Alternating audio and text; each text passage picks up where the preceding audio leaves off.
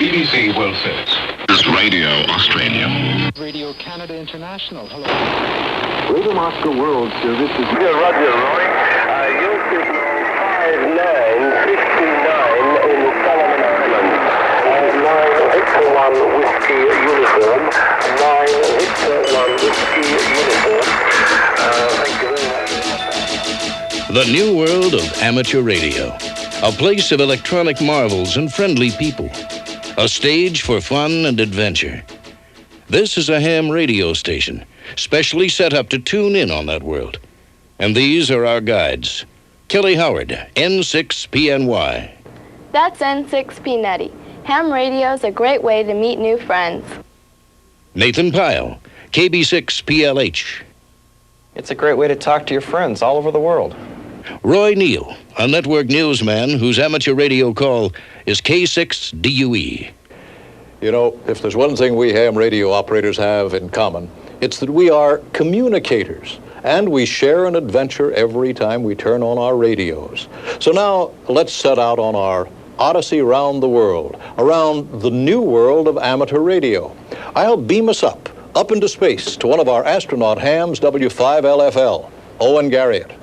The reception up here is pretty weak. I was not able to pick out as many stations as I wanted, but certainly was hearing them all the way from California to Mexico City, and then a little bit later down into Chile and Argentina. I can't believe it.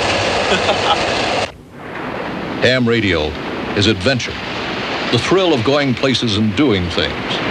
Some time ago, a group of Australian scientists took an expedition to the Antarctic, to barren Heard Island, and they talked to fellow hams from that land truly down under, a land of the seals and the penguins. Heard Island. Do you copy Neil Evans? Congratulations on starting up, and it certainly has me tickled pink to be the first station to work here. VK0HI from VK6 Flying Saucer. King Hussein of Jordan is JY1. One of his adventures came when astronaut Owen Garriott flew over Jordan in the space shuttle. This is Juliet Yankee number 1. Good morning, sir. Good morning, sir. This is W5 Lima Foxtrot Lima coming right back. I just passed over the Red Sea and the Gulf of Aqaba. I'm looking down on your country right at this time, sir. Hams went to a road race in Old Mexico. Amateur radio was there to share the excitement. We have a Mike Shackey, vehicle number 303, who is also involved in that area, and he needs a four-wheel drive to pull him out with a rope. Understand. Thank you very much. If you've ever seen the Parade of Roses from Pasadena, California, you've seen ham radio in action. You might have even seen a ham radio operator standing on a street corner somewhere. Us hams have been helping parade officials for years now. And ham radio also has helped track officials. I'm a runner myself, and in New York, Boston, and Los Angeles, ham operators have helped track officials with communications. 17, number 15, sprained ankle, over. In China, they even go so far as to stage treasure hunts, fox hunts they're called, using radio receivers and directional antennas to search out hidden transmitters. And they run these events as foot races. In China, ham radio doubles as a sport, if you will. Dick Rutan and Gina Yeager wrote history when they flew their Voyager around the world non-stop without refueling. We only had one HF radio, and it was primarily tied up with HF communication to the air traffic control system. But when that was not available, then we used the ham radio bands. They provided, at times, vital information for tracking and weather and so forth for the project. And for would-be pilots who like to fly their own, there are even radio-controlled model planes.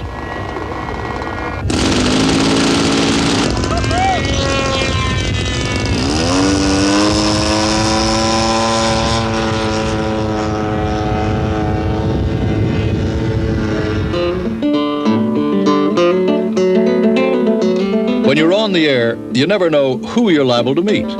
For example, country and western star Chet Atkins. Hello there, I'm Chet Atkins. You probably know me as a guitarist, but I'm also an amateur radio operator. Have been for over 20 years, and my call is WA4CZD. In the new world of amateur radio, you might also hook up with the Old West and learn a few things philosophically about hams from a senior statesman, Senator Barry Goldwater, K7UGA. Hams come in all shapes and sizes. There are little hams, and some are larger, and some are even bigger than that. There are boy hams and girl hams. There are grandfathers and grandmothers too. Amateur radio operators come in all shapes and sizes, and each one is an individual. And each one has a personal set of call letters, all their very own to prove it. They belong to a very exclusive fraternity. A couple of million people all over the world are licensed to go on the air and use special frequencies to communicate. There are German hams, Japanese, Chinese, Indian. There are English hams and French ones. A great number of Americans, white ones, black ones, brown ones, and yellow ones. They come in all colors and nationalities, but they speak a common language. Some even wear funny hats, and some have funny cars. They like to congregate in conventions and in communes and out in the fields. They talk with their voices, and then they also talk with their fingers in code. Some have physical handicaps, others are athletes, but they all have one thing in common: ham radio. And all of them are communicators, sending out and exchanging thoughts in an ever-changing world. Through the magic of their radios, amateur radio operators, hams, have fun communicating. And that's what we're all about. From his big radio station in Arizona, Senator Goldwater loved to talk to faraway places. Hams call that DXing, and one of the best-known world-class DXers is Hollywood producer Dave Bell, W6AQ. When you sit down at your rig and go on the air, it's just like going fishing. You never know what you're going to catch. That's the thrill of DX. You might tune across a group from India who went to an island in the Indian Ocean and worked the world from the Laccadives. That was an organized trip to a rare location. That's what's known as a DXpedition. A group of Dutch hams got special permission to use the Radio Netherlands shortwave transmitter site in Flevoland for amateur contacts just before it went into regular international service. They ran ham equipment into those giant antennas, and all of us enjoyed the contacts. From Copenhagen, you might talk to some Danish amateurs who go to the War Museum every Saturday to activate spy radios, artifacts from World War II that still work. You can chat with this chap in Munich, or a group of DXers from Nairobi in Africa. Drop in to say hello to Japan, which has more ham radio operators than any nation in the world. Go behind the Great Wall of China, a country that took its hams off the air for many years, but allowed them to come back on in the 80s to provide the rest of the world with a rare insight into their way of life. And on Christmas Island, there's Phil, T32AN, whose station is literally in a packing crate, but in the South Seas, who needs a mansion? And there are lots of DXers in the Soviet Union. And the ultimate DX, bouncing signals off the moon, EME, Earth, Moon, Earth. DX, long distance, talking anywhere in the world. For some of us, that is the most fun in this new world of amateur radio. You might think that hams are loners who like to closet themselves with their equipment. Nothing could be farther from the truth. Kelly, Nathan, let's go to a ham fest. I'm ready, let's go. What are we waiting for?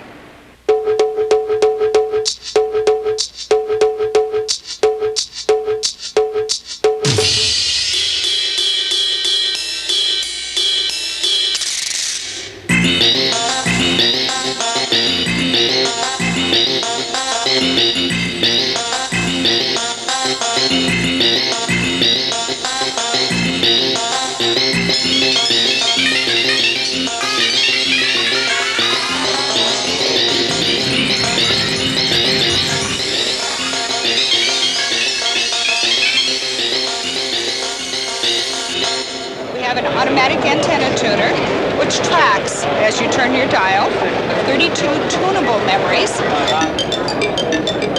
First of all, something that's completely new to ham radio is something similar to facsimile, but it's on a real-time basis. Well, radio served you well, it looks like. Oh, this kind of skin up. I use one. Well, that's good. This is the biggest such gathering in the world.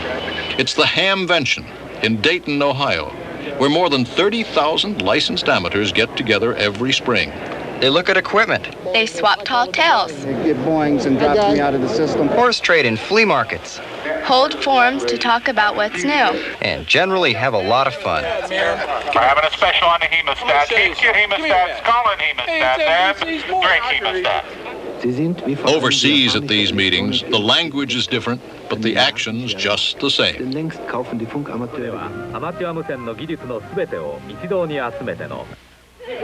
Hams have clubs and hold meetings. They have projects. For example, a youth forum in San Diego. I was there. Yeah, we met Tony England, the astronaut. But the biggest event for most clubs every year is Field Day, when amateur radio operators go out, set up equipment in fields under emergency conditions, and talk. CQ Field A, CQ Field A, CQ Field A. This is N6ME, Mike Echo. N6ME calling CQ Field A for the satellite. CQ Field A, CQ Field A, CQ Field A. KA2 UFN standing by. Here we go.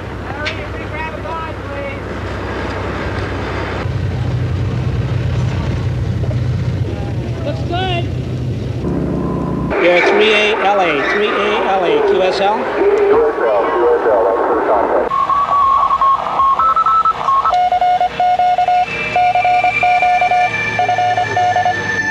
We're 5 Alpha Orange.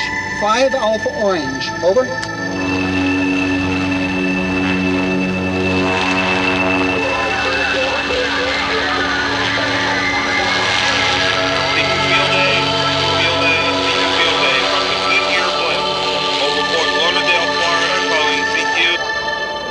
It's not hard to get a ham radio license, but you do have to pass a test.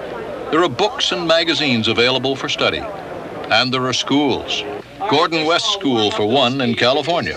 Watch the maestro teaching code. Okay, ready? The letter A. N. T.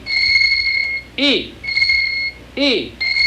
So it is possible on amateur radio to have your signals at West also teaches radio theory and practice. He uses laser and clouds of smoke to show his students how radio waves bounce off the atmosphere as they work their way around the world. It looks like a straight beam. It really does some very interesting things when it hits a different refractive index.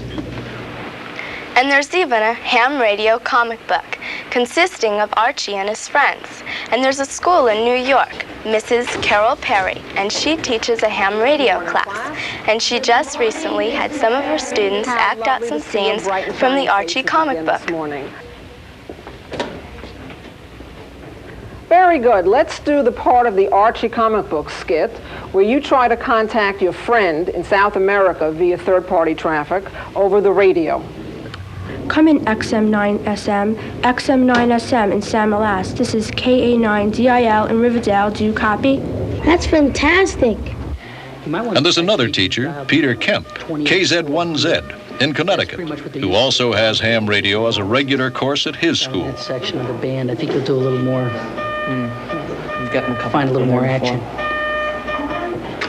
Calling CQ, CQ, CQ.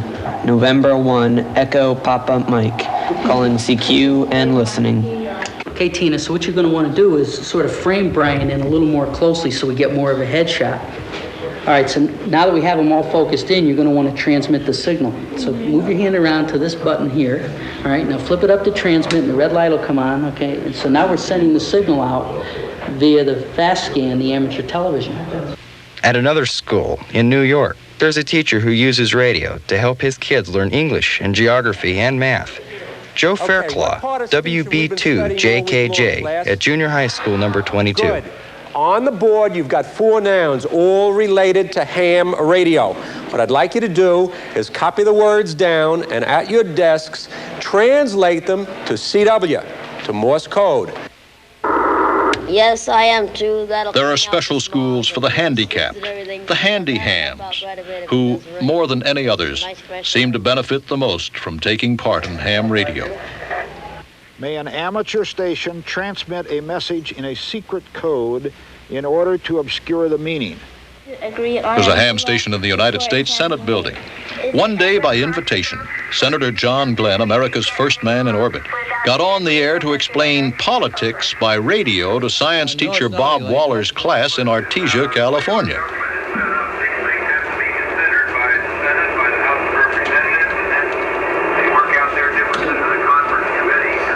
Pass it again, the final version, then it's sent to the president for signature, and it's not law until that happens. Okay, back to you.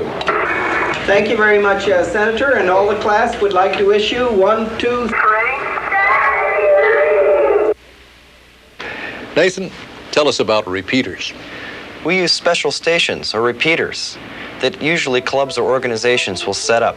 They receive the weak signals broadcast by our handhelds and mobiles and rebroadcast them from higher locations and higher power. And then there are hams like WB2REM, who use remote bases. They use their handy talkies through microprocessors to control a big home-based station. They speak with a big voice most of the time. There's practically no limit to what hams can do with their equipment and ingenuity. Amateur radio has a proud history of service in emergencies. That's a story in itself, told now by veteran newsman Douglas Edwards. When disasters strike, whether they're natural or man-made, ham radio operators are ready and able to lend a hand. Hams take pride in being able to stay on the air in the worst of circumstances, storms, floods, even earthquakes, and in being able to take their radio gear to wherever it's needed on short notice and put it on the air. When a massive earthquake struck Mexico City in 1985, a few hams with emergency power managed to stay on the air, providing the city's only link with the outside world. Same scene in El Salvador, same story. For days, the only information comes from hams. Closer to home, hams often keep watch for floods and tornadoes, helping the National Weather Service issue prompt warnings. When people are forced from their homes, hams at evacuation shelters help let relatives know where their loved ones are. And of course, there are everyday emergencies, traffic accidents and fires that might be called into centers like this one directly by hams in their cars or using handheld radios. This is N2. How do these hams know when and where they're needed or what to do when they get there? The answer, organization and training. From a lost child's search to a major disaster, the Amateur Radio Emergency Service can get trained hams quickly to where they can do the most good. And every ham knows that someday, somewhere, just by talking into a microphone, he or she could help save a life. Looks like 2 cars with injuries. The amateur radio service is less than 100 years old. Marconi sent the first radio message in 1896. Those early day radios used giant sparks to hurl coded messages that sometimes could be heard 100 miles away. When electronic tubes came along, the range increased. They opened up worldwide communication. The government gave the hams all frequencies below 200 meters, and the amateurs figured out how to use them. And so, ham radio operators pioneered almost all frequencies in use today. In 1914, under the guiding genius of Hiram Percy Maxim, ham radio got itself organized, the better to handle its affairs. The American Radio Relay League, the ARRL, was founded in Connecticut. It's still there, but just look what it's become. Modern buildings and a dream of a radio station, W1AW, a focal point for organized amateur radio in America. which broadcasts bulletins, QSTs, to pass along ham news. The ARRL sponsors code classes and operating contests on the air. There's a modern electronics laboratory to develop and test equipment in a constantly changing field. A section devoted to handling QSL cards, those colorful souvenirs that hams exchange to verify contacts. There are publications, magazines and technical journals, and books and tapes on how to become a ham.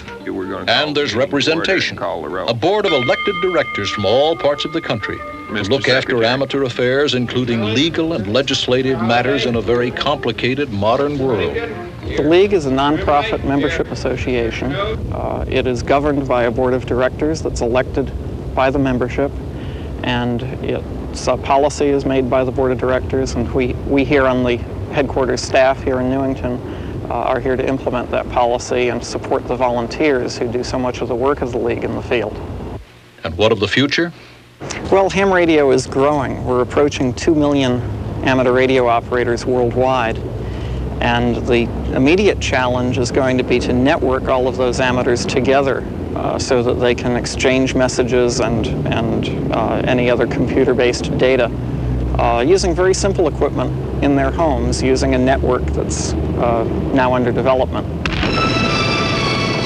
Ham operators have pioneered radio communication, so it was only natural that space would be another frontier for them to explore. Since the 1960s, amateur satellites have been in orbit. We call them Oscars, orbiting satellites carrying amateur radio, made and even launched by several nations. The United States, of course, and France, Japan, which calls theirs Fuji, and Russia. And the Germans worked up the first amateur version of an exciting satellite, one that flies so high and so fast that it appears to be stationary in the sky. So hams on Earth can point their antennas at a single spot, lock in, and start talking through those big repeaters in the sky. Controllers at base stations can provide 24-hour round-the-world communication. And by using Earth-based repeater stations to make contact with the space-based ones, hams can use simple handheld equipment to talk by voice or computer, even leave messages. This is called packet radio. A dedicated group of amateurs organized AMSATs, the Amateur Satellite Corporation, to develop this exciting facet of the new world of amateur radio. Vern Rippertella reflects the dreams of AMSAT. Satellites are probably the leading edge of amateur radio today. There's an enormous challenge in not just in communications and not just in electronics technology, but you learn a little about physics, a little about chemistry, and I've never found anybody who has found satellites wanting for a challenge. It's enormously challenging.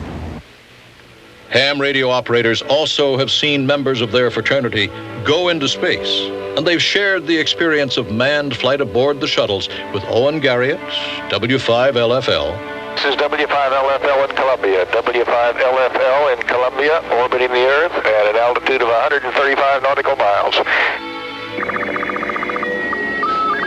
And Tony England, W0ORE, who used amateur slow-scan television to show us what it was like up there.